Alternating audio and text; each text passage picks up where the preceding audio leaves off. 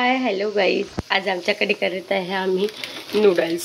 तर त्यासाठी हे आहे, आम्ही नूडल्स आणलेले आहे.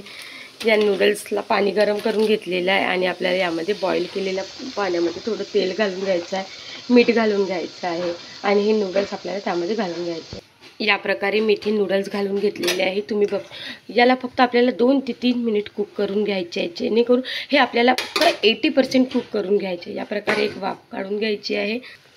हे बघा, आपले या प्रकारे नूडल्स झालेले आहे. तुम्ही बघू शकता 80% कुक करायचे, आपल्याला जास्त वेळ कुक करायचे नाही आहे.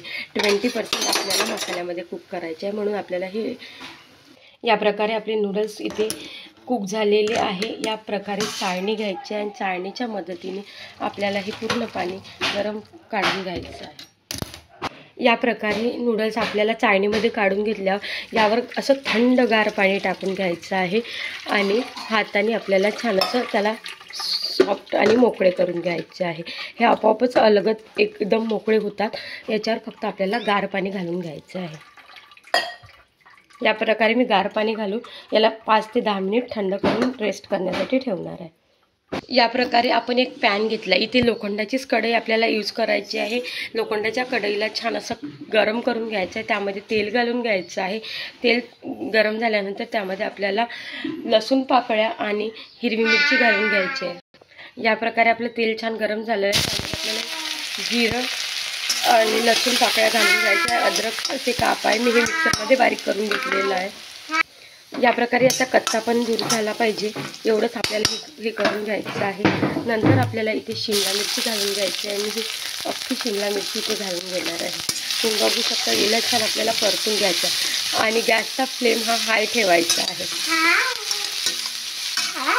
या प्रकारे आपली शिमला मिरची झालेली आहे. हाय फ्लेमवरच आपल्याला पत्ताकोबी इथे टाकून घ्यायची आहे. पत्ताकोबी छान अशी टाकून घ्यायची आहे.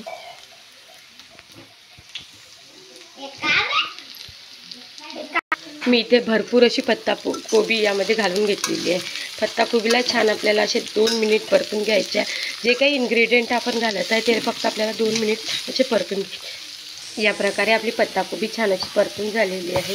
त्यामध्ये आपल्याला इथे सॉसेस घालून घ्यायचे आहे. इथे टोमॅटो सॉस त्याचप्रकारे आपल्याला इथे चिली सॉस घालून घ्यायचं आहे. त्याचप्रकारे आपल्याला इथे सोया सॉस घालून घ्यायचं आहे. सोया सॉस थोडा कमी घालायचा आहे, नाहीतर टेस्ट बिघडते. इथे सॉसेस घालून घेतल्यानंतर आपल्याला इथे काळी मिरी पूड घालून घ्यायची आहे. थोडी साखर घालून घ्यायची आहे आणि इथे मी थोडा गरम मसाला यूज करणार आहे.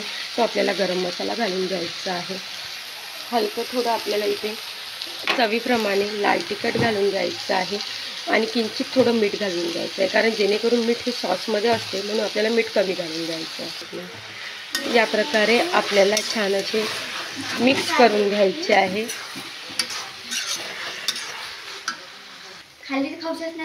या प्रकारे आपल्याला हे नूडल्स यामध्ये घालून घ्यायचे आहे. हे अख्खे नूडल्स मी यामध्ये घालून घेणार आहे आणि छान आपल्याला हे परतून घ्यायचं आहे. यामध्ये तुम्ही फूड कलरसुद्धा घालू शकता. मी इथे थोडा फूड कलर इथे घालून घेणार आहे, जेणेकरून आपल्याला छान अशी चव तर नाही, पण टेस्ट कलरसाठी आपल्याला हा फूड कलर, बाहेरच्यासारखे नूडल्स करायचे असेल तर फूड कलर अवश्य घालावा लागतो. ठीक, हे बघू शकता तुम्ही, यम्मी अँड टेस्टी नूडल्स इथे रेडी झालेले आहे. एकदम विकतच्यासारखे नूडल्स इथे टेस्टी झालेले आहे. यम्मी अँड टेस्टी नूडल्स करण्यासाठी रेसिपीला लाईक करा, शेअर करा, कमेंट्स करा. निर्णय रेसिपीसाठी श्रीज किचनला सबस्क्राईब